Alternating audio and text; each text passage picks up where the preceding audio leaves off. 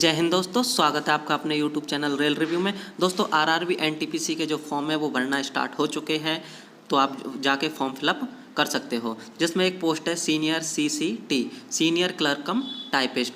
जो इसकी job profile है उसके बारे में हम देखेंगे कि इसका जॉब नेचर कैसा है, इसको क्या काम करना पड़ता है, इसकी सैलरी कितनी बनती है, इसका प्रमोशन कैसे होता है, इसके प्रमोशन से हम कहाँ तक जा सकते हैं, सीनियरिटी बेसिस पे होता है, एग्जाम बेसिस पे होता है। इन सब चीज़ों पर हम डिटेल से चर्चा करेंगे। तो जो इस चैनल पे नए हैं वो इस चैनल को सब्सक्राइब कर सकते हैं। चलिए आइए वीडियो शुरू करते हैं।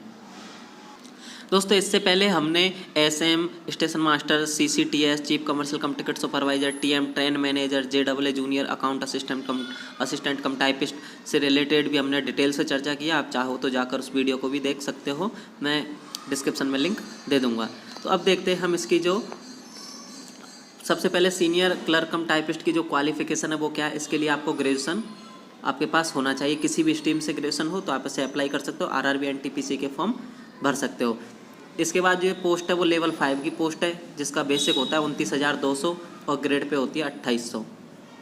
सिलेक्शन प्रोसेस की हम बात करें तो इसमें CBT 1 होगा, CBT 2 होगा और टाइपिंग होगी आपकी। इसमें कौन से में, सीनियर क्लर्क कम टाइपिस्ट में टाइपिंग भी होगी, जिसमें आपकी हिंदी के लिए 25 वर्ड पर मिनट और इंग्लिश के लिए 30 वर्ड पर मिनट की टाइपिंग मांगी जाती है। मेडिकल स्टैंडर्ड की बात करें तो इसमें C2 मेडिकल होता है।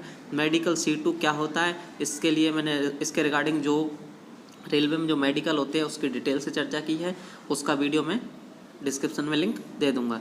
उसके बाद आपका होगा डॉक्यूमेंट वेरिफिकेशन। इसकी जो मेरिट बनेगी आपकी वो CBT 2 के मार्क्स के आधार पर बनेगी। टाइपिंग ओनली क्वालिफाइंग नेचर रहेगा, CBT 1 भी क्वालिफाइंग नेचर रहेगा।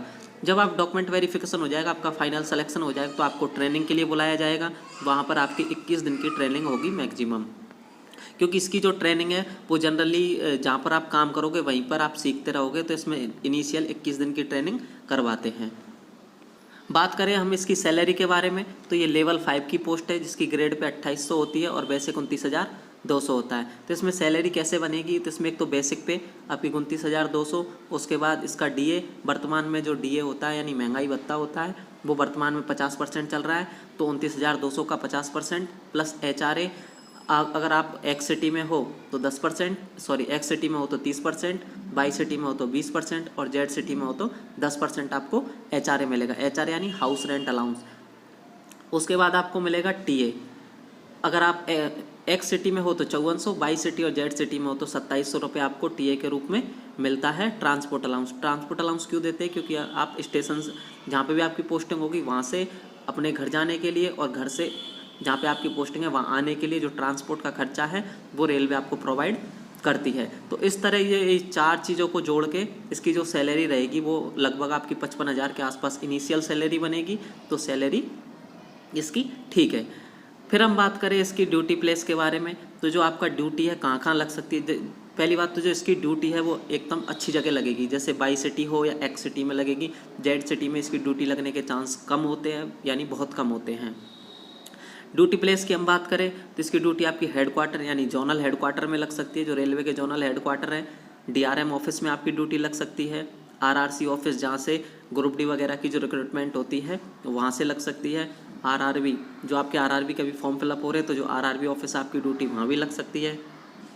आपको जो बड़े स्टेशन है वहाँ पे भी आपकी पोस्टिंग हो सकती है। बड़े स्टेशन यानी जहाँ पर काम ज़्यादा हो। बड़े स्टेशन का मतलब जंक्शन या ऐसा कुछ नहीं, जंक्शन भी बड़ा स्टेशन हो सकता है काम के हिसाब से, छोटा स्टेशन भी काम के हिसाब से बड़ा स्टेशन हो सकता है। तो जहाँ पे काम ज़्यादा होगा उस स्टेशन पे भी आपकी लग सकती है। प्रोडक्शन यूनिट में भी आपकी लग सकती है, जहाँ से रेल कोच वगैरह बनते हैं। आपकी वर्कशॉप में भी लग सकती है, जहाँ पे मेंटेनेंस वगैरह होता है। आपकी शेड में भी लग सकती है, वो चाहे डीजल शेड हो, इलेक्ट्रिक शेड हो या कोई सी भी शेड हो। उसके बाद आपकी हॉस्पिटल में भी एज ए क्लर्क के रूप में ड्यूटी लग सकती है। अब हेडक्वार्टर में और या DRM ऑफिस में आपकी ड्यूटी लगेगी तो उसमें भी सेक्शन वाइज बटे होते हैं।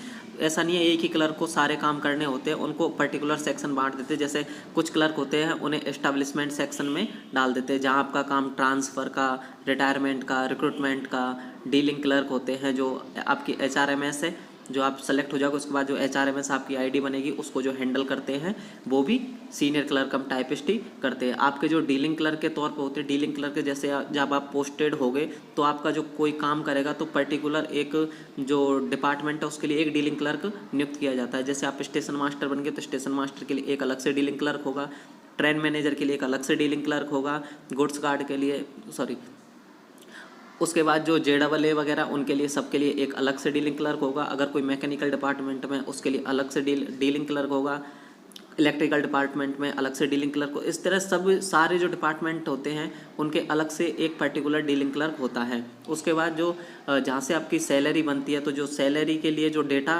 उपलब्ध करवाता है JAA को वो सीनियर क्लर्क कम टाइपिस्ट ही होता है।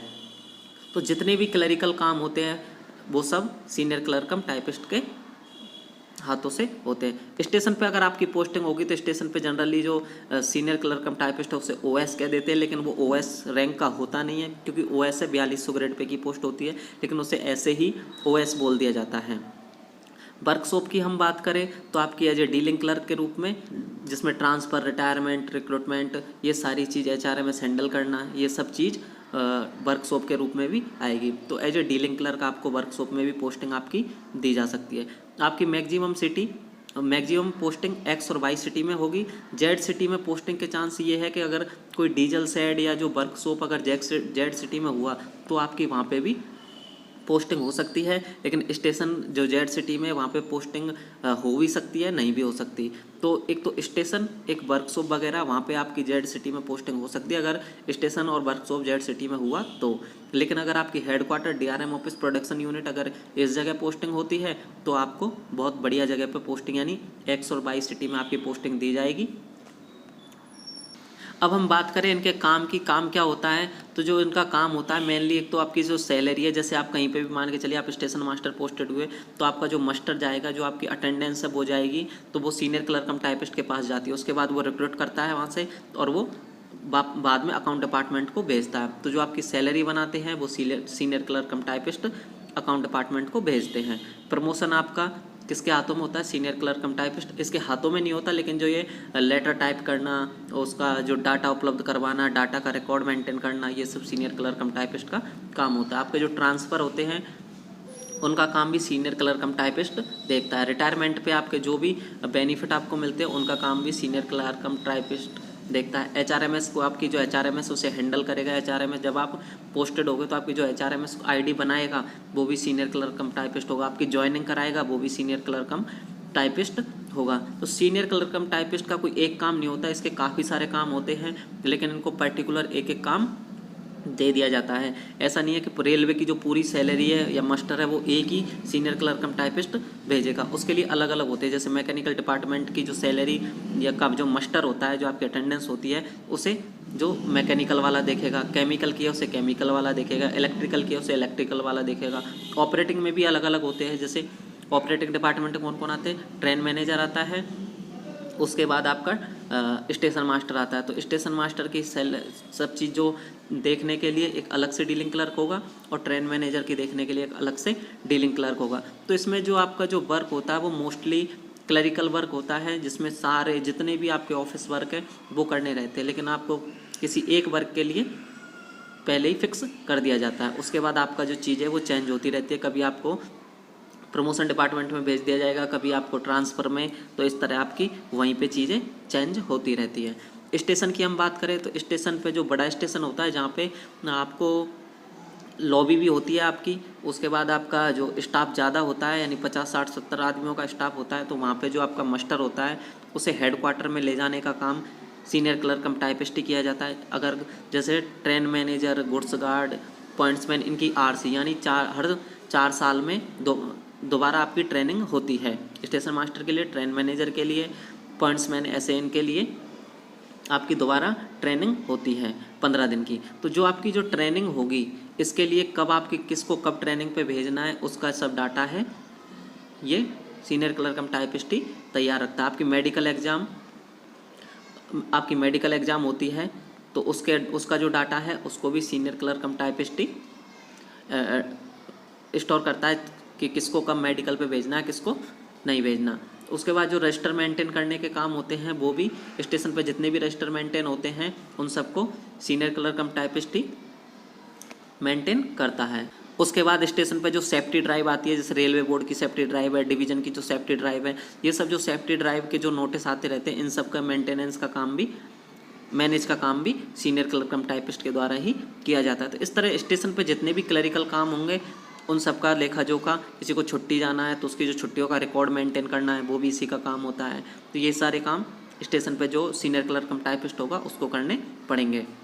वर्किंग आवर की हम बात करें तो 9 to 5 इसका वर्किंग आवर रहेगा, चाहे आपको कहीं भी पोस्टिंग मिले, चाहे स्टेशन पे मिले, चाहे आपको हेडक्वार्टर मिले, DRM ऑफिस मिले, प्रोडक्शन यूनिट, सेड, कहीं पे भी आपको पोस्टिंग मिले, आपका काम क्लरिकल वर्क रहेगा। और आपकी जो हावर है वर्क आवर वो 9 to 5 रहेंगे, जिसमें आपके अगर headquarter, DRM office, RRC office और RRB ऑफिस में अगर आपकी पोस्टिंग हो जाती है तो आपको संडे सैटरडे ऑफ मिलेगा, यानी संडे सैटरडे आपकी छुट्टी रहेगी, आपको 5 दिन काम करना पड़ेगा। अगर आपकी वर्कशॉप में पोस्टिंग होती है तो आपको सैटरडे हाफ डे मिलेगा और संडे फुल डे मिलेगा, मतलब आपको सैटरडे आधे दिन काम करना पड़ेगा और संडे आपका रेस्ट रहेगा। स्टेशन और सेड की हम बात करें तो यहाँ पे संडे ऑफ होता है, यानी आपको संडे को काम करना नहीं पड़ेगा, सैटरडे को काम करना पड़ेगा। तो इस तरह ये जो इसके वर्किंग आवर होते हैं, वर्किंग आवर ठीक है, इसमें शिफ्ट ड्यूटी नहीं होती है, नाइट ड्यूटी भी इसमें किसी प्रकार की नहीं लगती है। फिर आपका जो नेशनल हॉलीडे रहेगा उस दिन आपकी छुट्टी रहती है। बात करें अब हम इनके प्रमोशन के बारे में, तो जो इसका प्रमोशन है वो एक तो सीनियरिटी बेसिस पे होता है, एक एग्जाम बेसिस पे भी होता है। सीनियरिटी बेसिस की हम बात करें, आप सीनियर CCT यानी सीनियर क्लर्क कम टाइपिस्ट के रूप में इनिशियल भर्ती होते हो 2800 ग्रेड पे। इसके बाद 5-7 साल बाद आपको 4200 ग्रेड पे OS बना दिया जाता है, ऑफिस सुपरिटेंडेंट। उसके बाद 5 से 7 साल बाद आपको चीफ OS बना दिया जाता है, 4600 ग्रेड पे की जो पोस्ट है चीफ OS यानी चीफ ऑफिस सुपरिटेंडेंट। तो जो ये सीनियर CCTC का काम होता है वो इसको रिपोर्ट करना रहता है, ये ऑफिसर को रिपोर्ट करता है। तो इस तरह सीनियरिटी बेसिस पे आपके प्रमोशन होते हैं, आप 2800 से 4600 तक जा सकते हो। उसके बाद होते हैं इसमें एग्जाम बेसिस पे प्रमोशन। जब आप OS यानी ऑफिस सुपरिटेंडेंट के रूप में आप 5 साल काम कर लोगे, यानी 4200 ग्रेड पे जब आप 5 साल काम कर लोगे तो आप APO का एग्ज़ाम देने के लिए एलिजिबल हो जाओगे, आप APO का एग्ज़ाम दे सकते हो। लेकिन APO की जो पोस्ट है वो 1-2 आती है, तो इसमें कंपटीशन थोड़ा हाई होता है। ये APO है, ये गजेटेड पोस्ट होती है, यानी ऑफिसर रैंक की पोस्ट होती है जिसकी ग्रेड पे 4800 होती है। तो APO का काम जो असिस्टेंट पर्सनल ऑफिसर होता है, जो आपकी ज्वाइनिंग वगैरह वो करवाता है, वो यही करवाता है। तो APO हो गया, APO से आप प्रमोट होके DPO पे जा सकते हो। तो ये आपके एग्जाम बेसिस के प्रमोशन हुए, ये सीनियरिटी बेसिस के प्रमोशन हुए। अब हम बात करें इसके पास के बारे में, तो जो सीनियर क्लर्क कम टाइपिस्ट हो, उसे 3rd AC का पास मिलता है। यदि जब आप इनिशियल भर्ती होंगे तो आपको 1 पास मिलेगा, 4 PTO मिलेंगे। उसके 5 साल बाद आपको 3 पास मिलेंगे, 4 PTO मिलेंगे। एक सेट पास का मतलब है स्टेशन A से स्टेशन B तक जाने और आने का 1 पास। उसके बाद जो PTO रहता है उसमें आपको 1/3 किराया देना पड़ता है। अगर आपके 600 रुपये किराया है तो आपको 200 रुपये देना पड़ेगा, बाकी 400 रुपये रेलवे पे करेगी। तो इस तरह पास और PTO मिलते हैं। क्वार्टर आपको टाइप 3 के मिलते हैं, यानी 3 BHK कह सकते हो आप, जिसमें 3 रूम सेट रहेगा, लेटरिन बाथरूम किचन वगैरह ये रहेगी। तो इसमें क्वार्टर भी आपको टाइप 3 के मिलते हैं। वर्क प्रेशर की बात करें, इसमें ज़्यादा कोई वर्क प्रेशर नहीं होता है, क्योंकि क्लरिकल काम एक ऐसा है, अगर आप इसे आज कर दोगे तो ठीक है, कोई काम ऐसे होते हैं ना, आज नहीं तो कल कर देना, कल नहीं तो परसों, ऐसे आप थोड़ी छूट रहती है। फिर आपको जो केबिन मिलेगा वो जनरली जहाँ पर भी अगर आपकी स्टेशन में पोस्टिंग नहीं है तो स्टेशन के अलावा आपकी जहाँ भी पोस्टिंग है वहाँ पर जो केबिन है वो AC केबिन होते हैं, तो किसी प्रकार की कोई फिजिकली प्रॉब्लम नहीं आती। तो उसके बाद लीव आसानी से मिल जाती है, लीव में ऐसा कोई बहुत बड़ा इश्यू सीनियर क्लर्क कम टाइपिस्ट में नहीं है। ट्रांसफ़र की हम बात करें तो अगर आपकी पोस्टिंग स्टेशन पे होती है तो आपका जो ट्रांसफ़र है 4-5 साल में एक स्टेशन से दूसरे स्टेशन पे हो सकता है। अगर हम हेडक्वार्टर और डिवीज़न DRM ऑफिस की बात करें तो वहाँ पे जो आपका ट्रांसफ़र कहीं दूसरी जगह तो नहीं होगा, लेकिन उसी में आपको जो एक सेक्शन से दूसरे सेक्शन से तीसरे सेक्शन से चौथे सेक्शन ऐसे घुमाते रहेंगे। तो इस तरह इसमें जो ट्रांसफ़र होते हैं, अगर आप चाहो तो ट्रांसफ़र ले सकते हो, जिसमें आप म्यूचुअल बेसिस पे भी ले सकते हो, ऑन रिक्वेस्ट भी ले सकते हो और स्पाउस ग्राउंड पर भी ले सकते हो। जो म्यूचुअल ट्रांसफ़र होते हैं उनमें जो रेलवे बोर्ड का जो नोटिस है उसके तहत आपको मैक्सिमम 2 महीने के अंदर ट्रांसफ़र करना होगा। तो इस तरह हम जो ट्रांसफ़र की बातें हैं वो भी हमने इस वीडियो में कर ली। तो जो सीनियर क्लर्क कम टाइपिस्ट से रिलेटेड जितनी भी बातें थी वो मैक्सिमम मैंने आपको इस वीडियो के माध्यम से बताई है। फिर भी आपकी किसी भी प्रकार की कोई क्वेरी हो तो आप हमें कमेंट सेक्शन में पूछ सकते हैं। जो इस चैनल पर नए हैं वो इसे सब्सक्राइब कर सकते हैं। चलिए मिलते हैं इसी के साथ किसी नेक्स्ट वीडियो में। धन्यवाद।